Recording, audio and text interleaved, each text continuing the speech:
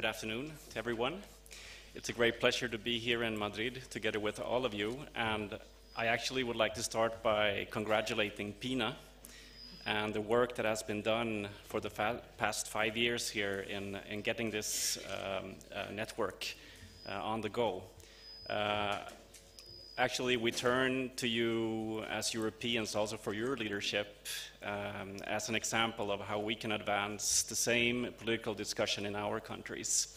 So I actually would like to start by giving an applause to Pina.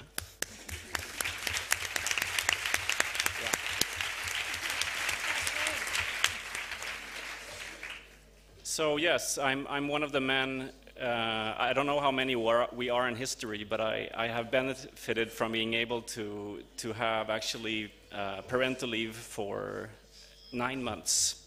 My partner, like most couples, started with about 6-7 months. Then we had the luck to have summertime, so we had a few months together over the summertime with vacations, and then I went on for myself for about 9 months. And I mean, on a very personal note, it's just a huge benefit and advance in our life today, and just an enjoyment that my daughter actually asks for me and wants me to help her and to do things and be together with her, and doesn't automatically turn for the mother all the time.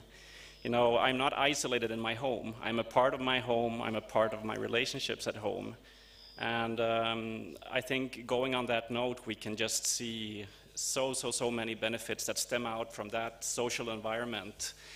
I'm very pleased when I find, I'm not an academic, I'm an activist. Actually, my background is an engineer. I worked for 10 years before I started to work with gender equality. I worked with electronics.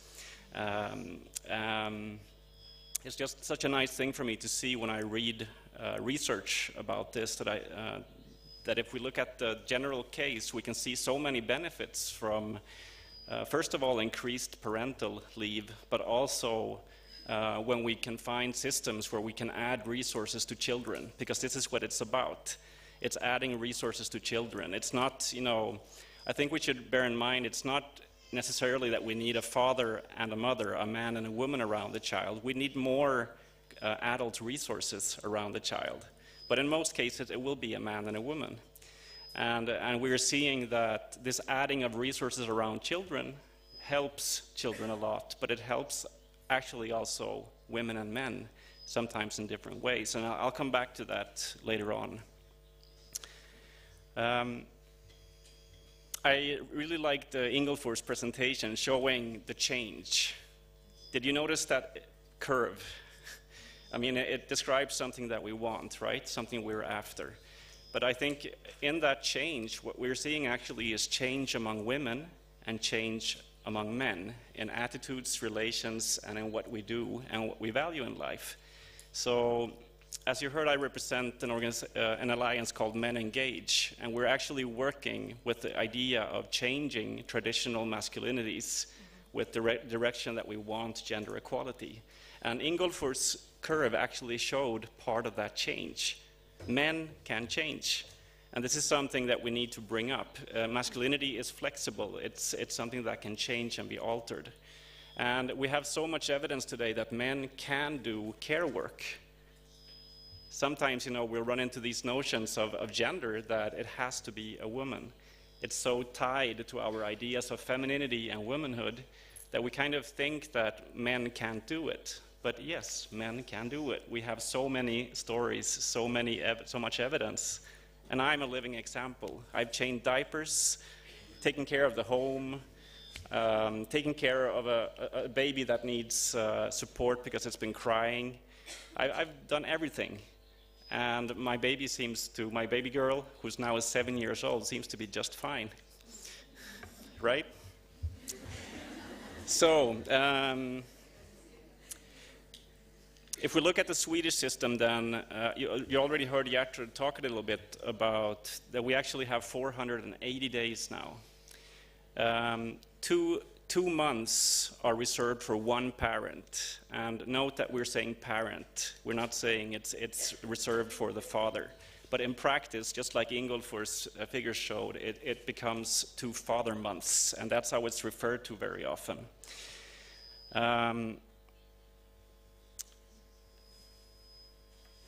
Sweden is not maybe the haven that you think that everybody agrees around this. It's actually, those 2 months are under attack by conservative groups who actually want to take them away and want to make the situation more the traditional gender divide that we have in history and in many countries.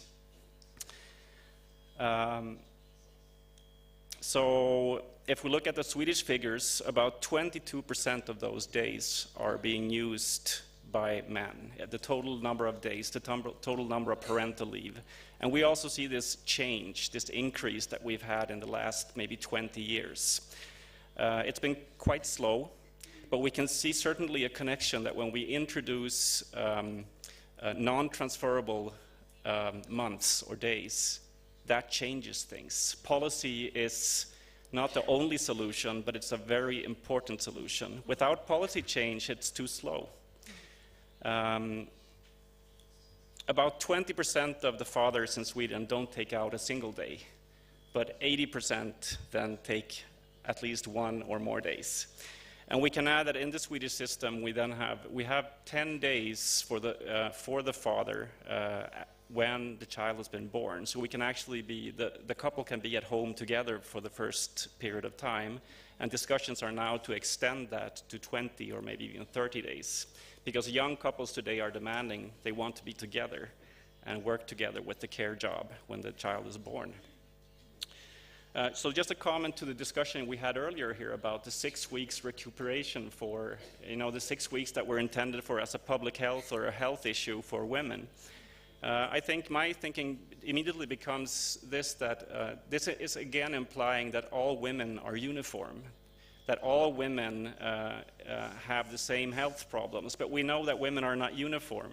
Women are different, so there are a lot of women who don't have health problems in the initial phases. And if it's a health problem, it should be addressed by the health insurance system, not by the parental leave system. It's very obvious in my thinking.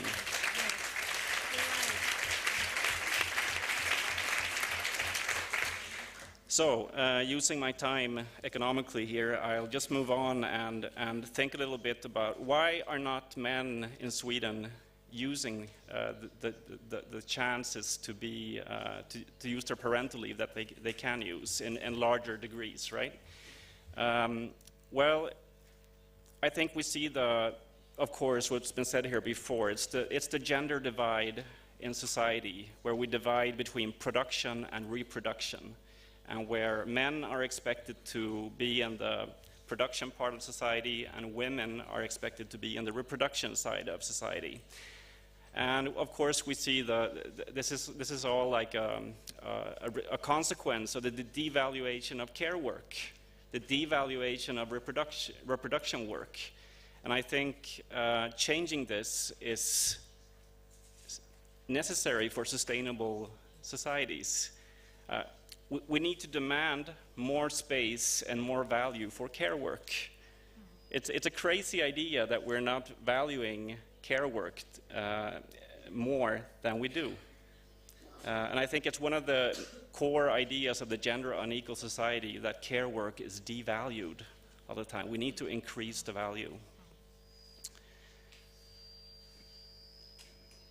Well, so I won't expand more about the reasons why men don't use more of the parental leave. It's a multi-level resistance situations where everything from the workplace to peers to family. Sometimes the woman actually is the one we see in Sweden who stops men from taking parental leave. Because of course, if the society expects that women are supposed to be mothers first and foremost, many women will answer to that by holding hard on to motherhood. So sometimes women actually also are part of what stops change. But the whole problem, of course, is from the political structures and the power structures. It's not on the individual level, really. It's a structural problem. Well, I would like to say that PLENT is what we need to go forward. It's not the only solution, but it's a really, really, really central and important part of changing this whole problem. Non-transferable equal parental leave fully paid.